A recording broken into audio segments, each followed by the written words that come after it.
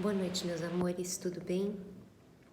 Tô vindo para falar rapidinho sobre um tema que eu gostaria que todos vocês refletissem, que tem sido uma preocupação social, uma preocupação do Estado nos últimos tempos, nesse momento de quarentena, de isolamento.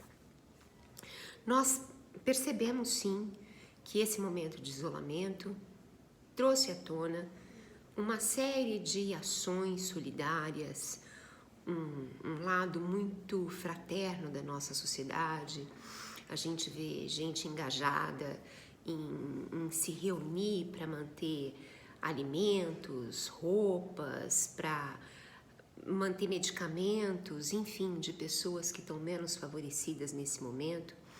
A gente vê uma comoção mesmo, né?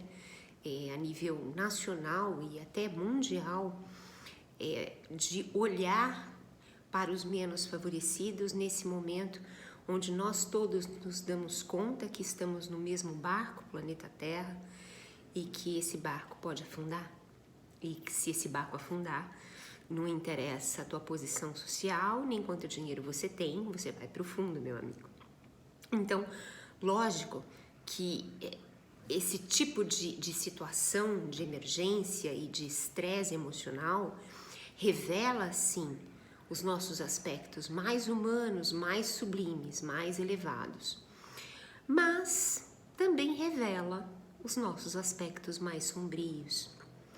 E uma das coisas que nos tem chamado muita atenção e nos preocupado muito é que os crimes domésticos contra as mulheres, nosso conhecido chamado feminicídio, está aumentando na quarentena.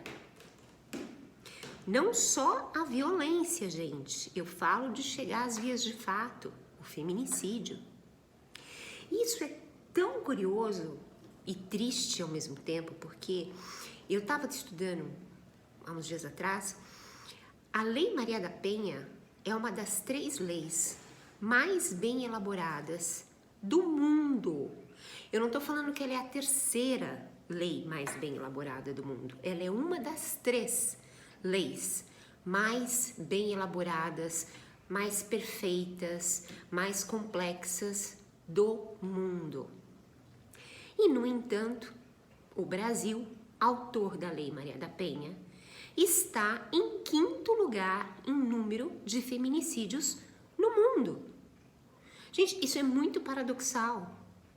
Uma lei complexa, uma lei inteligente, uma lei perspicaz e uma realidade violenta. Isso é muito contraditório. E é horrível perceber que nesse momento onde está todo mundo nessa situação tão desafiadora e tão diferente e que provoca tantas incertezas e tantas angústias, perceber que tem gente que tá vivendo violência, que tá sob risco iminente de ser morta. É muito preocupante tudo isso. E eu acho que, assim, esse não é um problema das mulheres. Eu não vejo isso como uma questão de gênero. Eu acho que isso é um problema social, porque as mulheres estão inseridas no contexto social e não tem só uma mulher que apanha e que eventualmente morre. Existe do lado de cá, do lado de lá, enfim, um homem que bate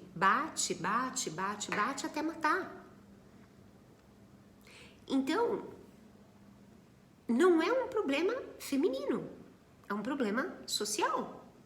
Porque se a gente tem uma mulher que está apanhando, que passa às vezes anos apanhando, não denuncia, não se separa, por uma série de motivos que a gente pode abordar um pouquinho aqui, é porque tem alguém que está batendo, é porque tem alguém do outro lado que está sendo violento, é porque tem alguém do outro lado que está sendo descompensado. Então, se a gente for olhar, inclusive do ponto de vista psicológico, os dois estão desequilibrados. A mulher que apanha e o homem que bate. A mulher que se sujeita a ficar numa relação de violência até chegar ao ponto de perder a própria vida, e o homem que se sujeita a ficar numa relação de tanta violência até arriscar perder a própria liberdade, cometendo um crime desse jeito. Então, é um problema social. Esse é o primeiro ponto que a gente tem que deixar aqui bem evidente. A segunda questão, que eu acho bastante importante da gente pensar também, é assim: talvez tenhamos sim uma lei bem elaborada, mas talvez não tenhamos condição de assegurar a segurança dessa mulher depois que ela faz a denúncia. Porque numa pesquisa recente, 72% das mulheres entrevistadas que eram vítimas de violência, então possíveis vítimas de um feminicídio no futuro, relatam que não denunciam, não se movimentam, porque tem medo da represália do marido, do homem, do agressor. Ou seja, eu me submeto a viver sob violência porque eu tenho medo da retaliação, da vingança, ser ainda pior do que a violência que eu já vivo. 45% das mulheres não contam nem para os familiares que elas estão apanhando, que elas estão correndo riscos de morte ao lado desses maridos. Uma mulher que geralmente reage dali 10 anos. E as que reagem acabam sendo vítimas de feminicídio. O feminicídio tem aumentado muito em mulheres que finalmente rompem e saem de casa e denunciam. Então, olha como isso é complexo, não é mesmo? E tá vindo à tona. Homens e mulheres confinados em casa, com tanto estresse, com tanta angústia, com essa situação de incerteza, tem aumentado. Está aumentando o nível, o número, o grau de patologias. Patologias familiares, patologias entre casais, patologias na família. E isso é muito triste, muito preocupante. Eu venho deixar esse ponto como uma reflexão. Eu acredito que tudo pode ser mudado, pode ser alterado, pode ser melhorado a partir da educação, do conhecimento. Eu acredito que conhecimento é realmente a chave que abre a porta para as grandes mudanças. E o que nós sabemos é que as pesquisas todas são feitas, direcionadas às mulheres. As perguntas são feitas às mulheres. A pesquisa é para mulher. Mas ninguém parou para perguntar para o homem por que ele se sujeita a passar anos assim, num contexto tão violento, tão agressivo, onde ele também corre riscos. Corre riscos, como eu disse, de perder a liberdade.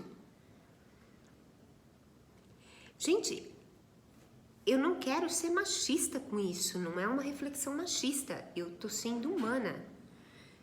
Há que se olhar para o que está acontecendo com esse homem. Há que se olhar para o que está acontecendo com essa sociedade, onde nós descontamos os nossos demônios, as nossas frustrações, os nossos problemas, as nossas dificuldades, as nossas angústias, na pessoa que vive com a gente dia a dia. Na pessoa que um dia a gente escolheu para caminhar lado a lado com a gente até o fim da nossa vida. Isso é doentio. Não é exatamente só a violência contra a mulher, mas é a necessidade desse tipo de conflito, a necessidade desse tipo de impacto, a necessidade desse tipo de explosão de reação violenta, onde a mente, a parte mais lógica, a parte mais racional, não consegue controlar os instintos, não consegue controlar as emoções mais básicas. Então, isso é um problema social. A gente precisa conhecer, a gente precisa saber, a gente precisa compreender o que está acontecendo com esse homem também. O que está acontecendo com a nossa sociedade? Por que a nossa sociedade tem ficado cada vez mais doente? A quarentena é um laboratório. O isolamento, esse coronavírus, ele foi literalmente um laboratório, onde nós fomos confinados, presos e estamos sendo olhados por um grande Big Brother para ver quais são os nossos anjinhos e os nossos demônios que aparecem e ganham força quando nós somos submetidos a uma situação de estresse e angústia extrema. Com o que eu quero dizer com tudo isso e concluir esse vídeo e trazer para reflexão nós não estamos experienciando um momento de saúde mental. Nós estamos doentes emocionalmente. Nós estamos doentes psicologicamente. Todos nós. Todos nós. Então, mais do que nunca, o processo de olhar para si mesmo, de conhecer, o conhece-te a ti mesmo, o processo de se autodesenvolver, o processo terapêutico, se faz cada vez mais necessário. Não com um caráter profilático, um caráter terapêutico de remédio, mas como um caráter preventivo, educacional, para que a origem, a semente desses anjos e desses demônios possam ser analisados à luz da ciência, à luz de profissionais competentes, antes que eles cresçam e deem os seus frutos.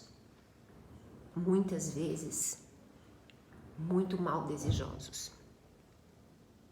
Tá bom, queridos? Fica aqui um alerta, uma reflexão, um pouco de desabafo.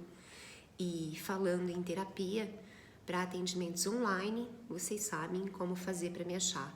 Direto pelo meu WhatsApp ou pela plataforma do Psicologia Viva. As descrições estão aí embaixo do vídeo, tá bom? Muito obrigada, boa noite.